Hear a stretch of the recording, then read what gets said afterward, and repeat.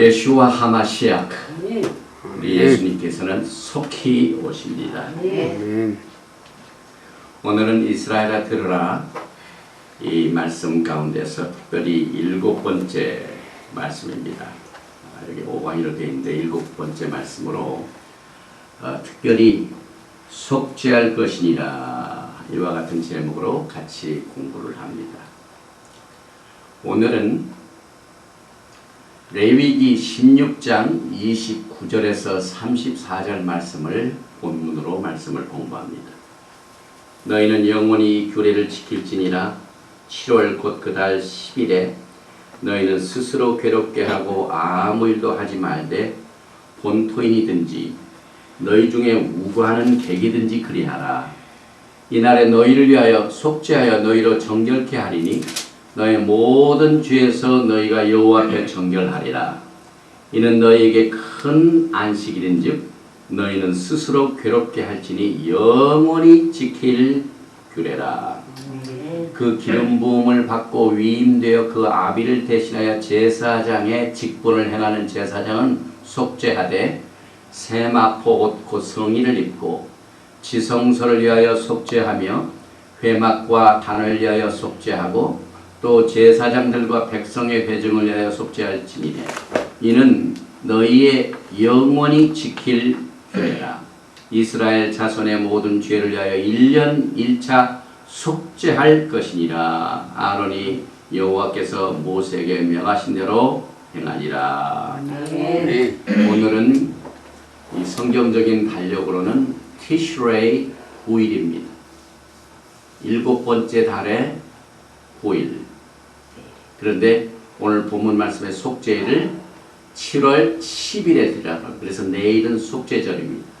그래서 오늘 저녁 해 지면서부터 내일 하루 종일 전 세계에 있는 이 하나님의 절기를 지키는 유대인 정통파들 또 메시아니 유대인들은 오늘 저녁부터 저녁 예배를 하여 속죄 예배를 드리고 내일 하루 종일 금식하고 하나님 앞에 회개하며 예배를 드릴 적에 전부 흰옷을 입습니다. 오늘 본문 말씀에도 대제사장이 성의를 입고 그래서 내가 지은 죄뿐만 아니라 우리가 알지 못하는 죄를 어떻게 속죄하는가 하는 이 속죄절의 메시지를 오늘 공부하게 됩니다. 이 속죄절의 주제를 보면은요 여러 가지로 깊은 뜻이 있습니다. 오늘은 이 속죄 날에 대한 개념이 그동안 우리가 기독교를 통하여 배워진 이 속죄절의 내용과 또 히브리 뿌리를 통해서 이해하는 속죄의 개념이 어떻게 다른가를 깨닫게 됩니다. 특별히 이 속죄절은 여러 가지 다른 영적인 중요성인데 제일 첫 번째 보면은 속죄하는 날이라. Day of Atonement. 그래서 1년 내내 속죄를 못한 사람은 오늘 놓치면 안 됩니다. 그래서 하나님께서 이 날은 속죄하는 날이다. 또 이날은 대제사장이 1년에 한 번 지성소에 들어가서 백성들을 위하여 또 그 성전 모든 기구를 위하여 또 국가를 위하여 백성들을 위하여 속죄할 적에 그때 하나님의 영광을 보게 되는데 그 하나님의 영광 자체가 하나님의 임재요. 하나님의 임재는 대제사장이 하나님을 얼굴과 얼굴로 대면하는 날입니다. 그래서 대면하는 날, face to face 이렇게 알려집니다. 이 날은 7절기 중에서 가장 거룩하게 지켜지는 큰 날입니다. 그래서 이 속죄절을 Great Day, 큰 날이다. 또 이 날은 금식하는 날이요. 또 마지막 예배를 드리고 난 뒤에 속죄절 5번 예배를 드리는데요. 맨 마지막 예배를 드리면서 끝내기 직전에 나팔을 크게 불기 때문에 이 날을 큰 나팔이라고 합니다. 그리고 물을 닦는 날이다. 이렇게 여러 가지 주제를 볼 수가 있는데 이 속죄절의 뜻은 원래가 욤 키푸어, 욤은 데이, 날이다. 키푸라는 것은 덮는다는 것을 말합니다. 그래서 우리의 모든 더러워진 죄를 우리 하나님께서 덮으시는 날이다. 이게 얼마나 참 은혜스러운지 모릅니다. 그래서 성경에서 속죄절은 이스라엘의 하나님이 이스라엘 하나님 앞에 반드시 이스라엘이 붙어야 돼요. 왜냐하면 이 세상에 뭐 하나님 thank you God, God bless you 하긴 하는데 어느 하나님을 지정하지 못하면은 혼동이 옵니다. 그래서 성경을 보면은 하나님 앞에 이스라엘의 하나님이라는 게 굉장히 많고 또 한 가지 아브라함과 이삭과 야곱의 하나님을 꼭 지정합니다. 우리는 과거에 아브라함이 믿던 하나님, 이삭이 믿던 하나님, 야곱이 믿던 하나님을 믿습니다. 그래서 이삭의 하나님, 야곱의 하나님, 이스라엘 하나님, 아브라함의 하나님이 그의 백성들의 죄를 용서해 주는 지정된 날로 지켜집니다. 특별히 큰 죄 중에서 그들이 금송아지를 숭배한 죄를 하나님 앞에 고백합니다. 모세는 그들을 속죄하게 하여 3번이나 산에 올라가서 보냅니다.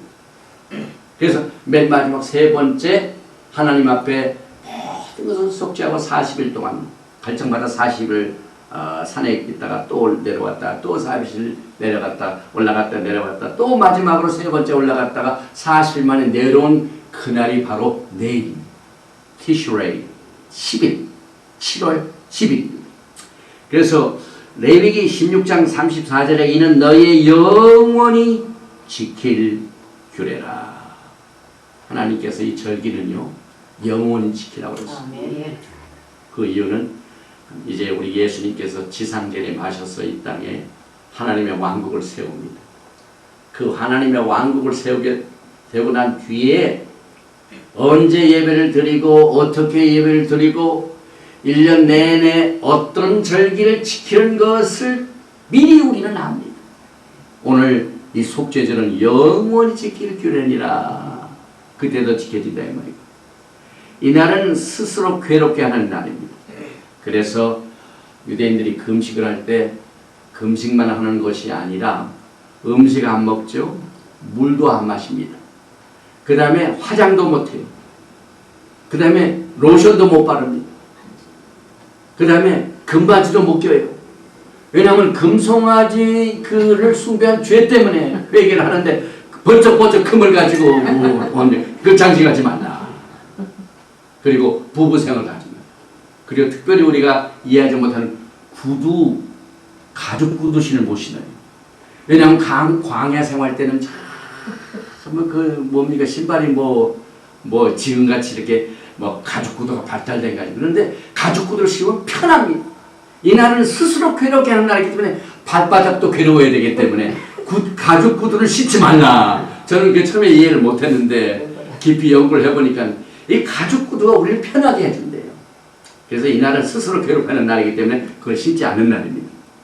또 하얀 옷을 입는데 이날은 우리가 깨끗하게 정결하게 되는 날입니다.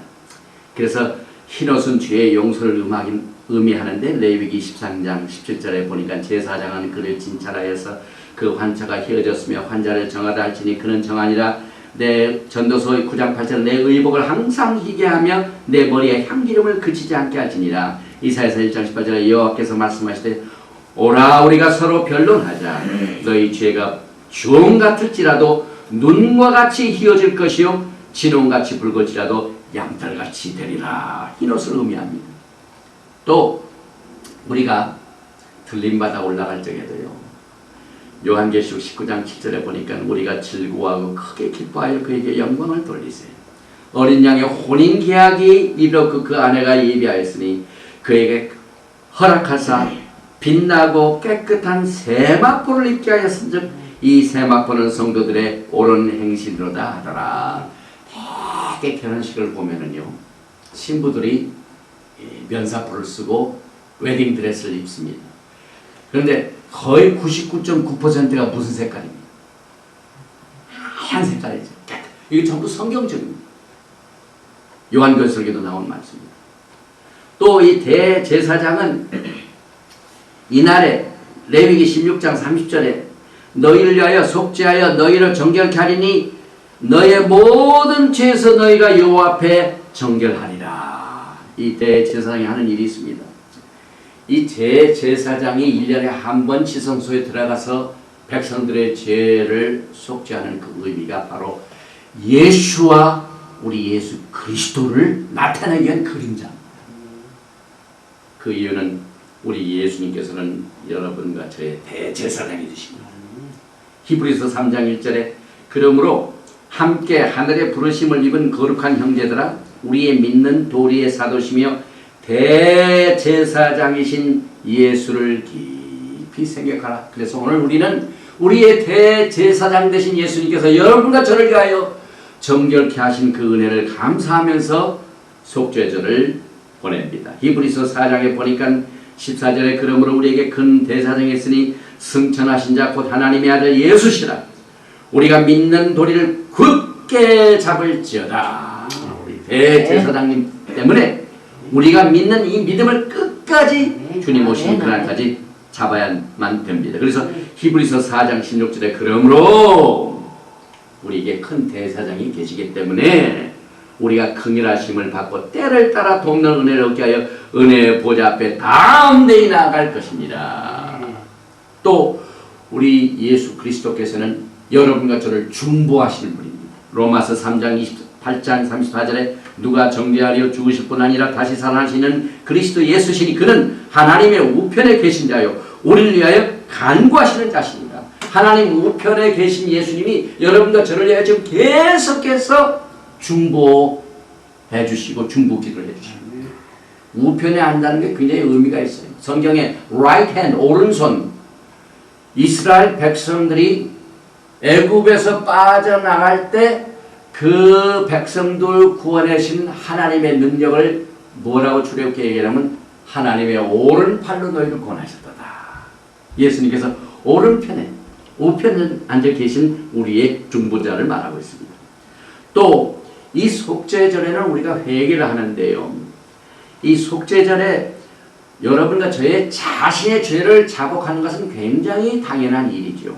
특별히 민수기 5장 7절에 그 지은 죄를 자복하고 그 죄값을 온전히 갚되 5분의 1을 다하여 그가 죄를 얻었던 그 본주에게 돌려가 줄 것이요. 그래서 이 토라를 공부하고 토라를 따르는 모든 백성들은 무슨 금전적으로 죄를 지어가지고 자기가 속죄할 적에는 하나님 앞에 용서를 비는 기도도 필요하고 자백도 필요하지만은 손해난 것을 배상해 주는 게 또 회개입니다.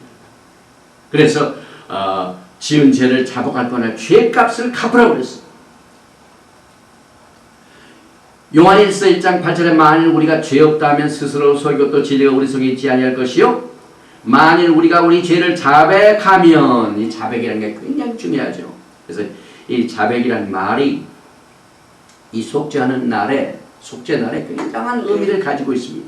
히브리 말로 비두이라고 그러죠. 그런데 무엇을 우리가 회개하냐면은 죄를 회개하는 죄를 우리는 이 히브리 뿌리를 통해서 하나님의 목표를 향하여 가야 할 우리가 하나님께서 우리를 창조하신 목적이 하나님을 위하여 하나님의 목표를 향하여 가야 할 우리가 빗나갑니다. 화살이 그 관역을 쫓아서 쏘았는데 전통에 맞지 않고 그 원 그림 바깥에 자꾸 맞는 것. 그게 우리의 죄입니다. 하나님의 법을 어긴 죄입니다. 그래서 이 죄의 정의는 우리가 히브리 뿌리를 통해서는 미스터 마크 내가 하나님 앞에 범죄했다는 것을 뭘 의미하냐면 내가 하나님의 뜻을 향하여 앞으로 정확하게 가야 하는데 그 길로 가지 못하고 곁길로 간 것을 용서하여 주시옵소서. 이렇게 자복을 해야만 되는 것입니다. 그런데 이 히브리 말에 자백이라는 말을 쓸 적에 미디어할 때 그건 언제나 복수입니다. 우리가